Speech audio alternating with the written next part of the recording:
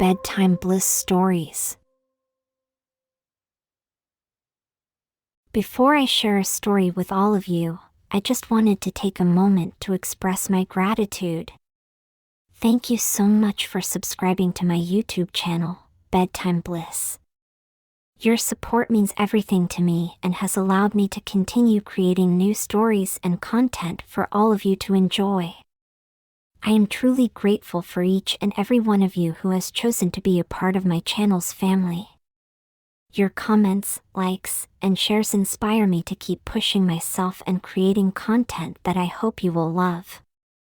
I know that there are many channels out there to choose from, and I feel honored that you have chosen to be a part of my community. Thank you again for your support and for allowing me to share my passion for storytelling with all of you. Now, without further ado, let's get to the story. I hope it brings you all a sense of peace and relaxation as you drift off to sleep tonight. Take a deep breath in, hold it for a moment, and then slowly release it. With each breath, let go of any worries or distractions, and allow your mind and body to relax. Now I will tell you the amazing story about the tragic story of the frog and the scorpion, a lesson on trust and actions. Chapter 1: The Meeting. In a dense jungle near a flowing river, a scorpion and a frog lived on opposite sides. They had never met before, but they had heard of each other's existence. The scorpion was known for its vicious stinger and the frog for its swift and agile movements. One day, the scorpion decided that he wanted to cross the river to explore the other side. He knew he couldn't swim, so he approached the frog and asked for a favor. "Dear frog," said the scorpion, "I need to cross the river. Can you give me a ride on your back?" The frog was hesitant at first, knowing that scorpions were dangerous creatures, but the scorpion pleaded, "I promise I won't harm you. I just want to see what's on the other side. Please help me." The frog, who was kind-hearted, finally agreed and let the scorpion climb onto his back. Chapter 2: Crossing the River. The journey across the river was peaceful at first. The frog paddled across the river with ease, and the scorpion was grateful for the ride. However, halfway through the journey, the scorpion suddenly stung the frog. "Why did you do that?" exclaimed the frog, in pain. "I couldn't help it," replied the scorpion. "It's in my nature to sting. I'm sorry, but it's just who I am." The frog was shocked and disappointed. He couldn't believe that he had trusted the scorpion and had been betrayed. But he couldn't stop swimming in the middle of the river, so he continued to paddle towards the other side, despite the pain. Chapter 3: The Frog's Dilemma. As they approached the other side of the river, the frog began to feel weaker and weaker. The poison from the scorpion's sting had started to spread throughout his body. The frog knew he had to do something before it was too late. "Frog, I'm sorry for stinging you," said the scorpion. "I didn't mean to hurt you. Please forgive me." The frog was not convinced. "Why should I forgive you?" he asked. "You knew the consequences of your actions, and you did it anyway." The scorpion was silent for a moment, then said, "I know I messed up, but please, let me make it up to you.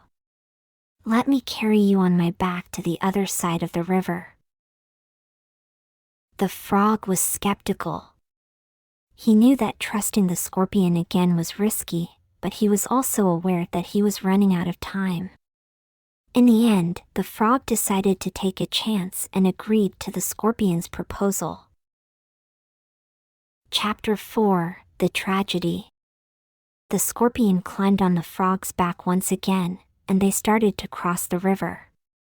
The frog was careful not to let the scorpion get too close to his neck this time, but as they approached the middle of the river, the scorpion stung the frog again.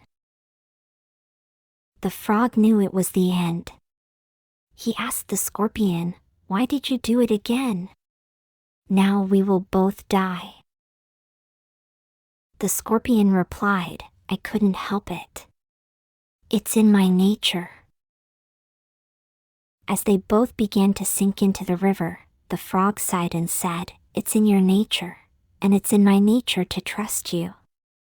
Goodbye, scorpion." Chapter 5, Reflections on the Tragedy.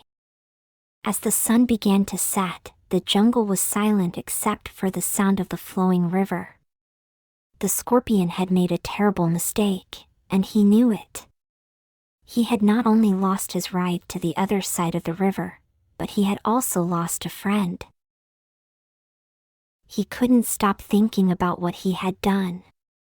The frog had trusted him, and he had betrayed that trust twice. He had acted out of instinct, but he had caused the death of both himself and the frog. The scorpion wondered if he could have done something differently. Maybe he could have waited until they were on the other side of the river before stinging the frog. Maybe he could have asked for forgiveness and tried to make amends. But it was too late now. Chapter 6, The Lesson. Days passed, and the scorpion remained on his side of the river, reflecting on what had happened. He realized that he had to accept his nature and learn to live with it. He couldn't change who he was, but he could control his actions. He knew that if he ever wanted to cross the river again, he would have to find another way. He couldn't rely on the frog or any other animal to give him a ride. He had to find a way to cross the river on his own. The scorpion also realized the importance of trust. He had betrayed the frog's trust twice, and it had cost them both their lives. He knew that trust was something that had to be earned and maintained, and he had failed to do both. Chapter 7, Moving Forward. With a heavy heart, the scorpion decided to move on.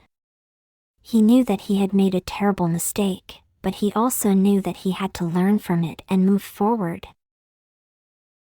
He started exploring his side of the river, looking for a way to cross it without risking anyone else's life. He found a shallow area where he could cross the river without swimming, and he was finally able to explore the other side. As he explored, he realized that the other side of the river was not that different from his own. The plants and animals were similar, and he found that he didn't need to cross the river to find what he was looking for. Chapter 8, Redemption. Years passed, and the scorpion became known as a wise and respected member of the jungle community.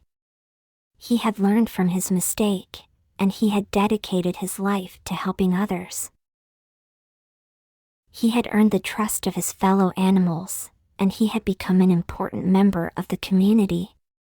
He had found redemption in his actions, and he knew that he had become a better version of himself because of what had happened. The scorpion knew that he could never forget what had happened with the frog, but he also knew that he could honor his memory by being a better animal and by helping others whenever he could. Chapter 9, Conclusion. The story of the frog and the scorpion teaches us that our actions have consequences. We can't change who we are, but we can control our actions. We must be careful of who we trust and make sure that our actions align with our words. We must also learn from our mistakes and use them as opportunities for growth and redemption. The scorpion learned this lesson the hard way, but in the end, he became a better animal and a valued member of the jungle community. The jungle was never the same after the tragedy of the frog and the scorpion, but it had become a wiser and more compassionate place because of it. The moral of the story of the frog and the scorpion is that our actions have consequences, and we must be careful of who we trust. We can't change our nature, but we can control our actions and learn from our mistakes. The teaching of the story is that trust is something that must be earned and maintained. We must be cautious of those who have a history of untrustworthy behavior, and we must be mindful of our own actions and how they may affect others. To apply the teaching of the story in our own lives, we must first recognize the importance of trust and how it affects our relationships with others. We should strive to be trustworthy and honest in our interactions with others, and we should be cautious of those who have a history of dishonest or manipulative behavior. We must also be mindful of our actions and the impact they may have on others. We should take responsibility for our mistakes and use them as opportunities for growth and redemption. Finally, we should remember that our nature is something that we cannot change, but we can control our actions. We should strive to be the best version of ourselves and learn to live with our strengths and weaknesses while being mindful of how they may affect others. As the journey comes to an end, take a moment to appreciate all the beauty and wonder you have encountered. And know that you can always return to this place whenever you need a moment of rest and relaxation. Now, let yourself drift off into a deep and peaceful sleep, knowing that you are surrounded by love and the magic of nature. Don't forget to hit the like button and subscribe to our channel to see more exciting adventures like this one. Thank you for watching. We hope you enjoyed our bedtime bliss stories. If you did, don't forget to like and share this video with your friends and family. Sweet dreams.